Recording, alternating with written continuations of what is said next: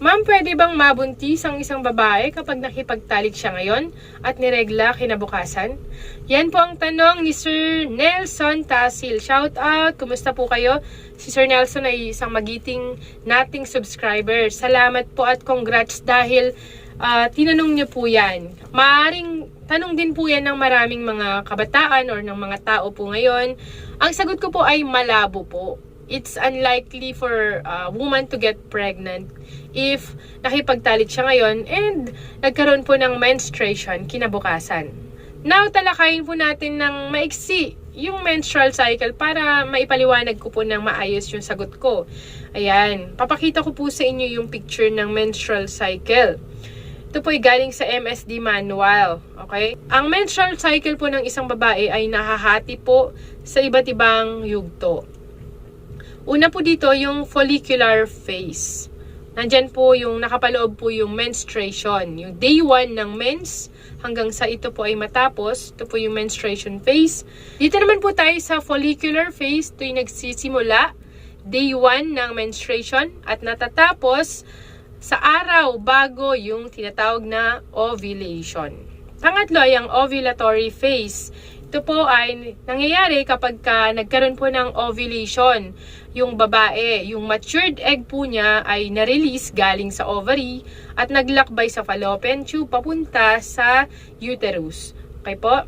Ito po ay nangyayari once a month lamang at tumatagal po ng 16 to 32 hours. At yung released egg galing ovary ay tumatagal or nagsusurvive lamang po ng 24 hours. Tuwing nagkakaroon po ng ovulation, dito po natin masasabi na fertile or mataas ang chance na mabuntis ang isang babae. At posible pa rin pong mabuntis ang isang babae kapag nakipagtalik po siya 5 days bago po yung tinatawag na ovulation. Kasi po ang similya po ng lalaki kapag pumasok ay tumatagal ang buhay nito up to 5 days. After po ng ovulation ng babae, yung corpus luteum po na nasa ovary ay continuously magre-release po siya ng progesterone. Anong gagawin po ng progesterone? Papakapalin niya po yung lining ng matres para maganda, para ma-prepare yung matres sa possible pregnancy. Nangyayari yung fertilized egg po ay mai-implant ngayon dun sa matres. Kaya kailangan makapal yung matres. Kailangan ma-maintain po yung kapal ng matres para po maganda yung progress po ng pregnancy. Paano kung walang nangyaring fertilization? Ang mangyayari po, yung corpus luteum na nasa ovary ay mamamatay. Kaya yung progesterone po na hormone ay bababa. Kaya anong mangyayari? Yung lining ng uterus ay ninipis ulit. Yung lining ng uterus ay malalaglag sa pamamagitan po ng regla or ng menstruation. Anong mangyayari po dun sa sperm na nakapasok po dun sa babae? So kasama po yun na lalabas sa pamamagitan po ng menstruation. Sobrang baba po ng chance na mabuntis ang girl kapag nakipag-do po siya ngayon and then nag-mens po siya kinabukasan.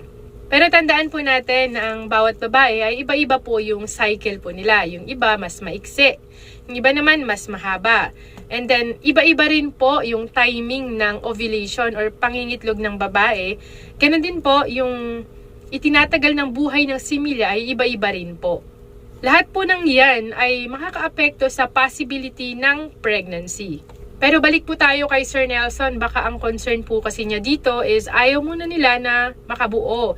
Dahil sa hirap ng buhay or dahil marami na silang anak and ayaw pa nila sa ngayon. Advice ko po sa inyo, Sir Nelson, at sa lahat po ng mga kababayan natin na ayaw muna na sila ay magkaroon ng pagbubuntis. Napakahalaga po ang paggamit po ng tinatawag na contraceptive method. Kailangan consistent, regular ang paggamit po ninyo niyan at kailangan tama para maiwasan ng hindi planadong pagbubuntis. Mahalaga po na kayo ay magpa-check up muna sa inyong mga doktor para mabigyan po kayo ng option and para malaman yung best contraceptive method na babagay po sa inyo. Kung nakinabang po kayo sa video ito, sana regalo nyo na po sa akin ang pag-like, share, subscribe, at mag-comment po kayo ng inyong mga katanungan. Always remember that prevention is better than cure. Ingat po kayong lagi at mahal ko po kayong lahat. Bye po!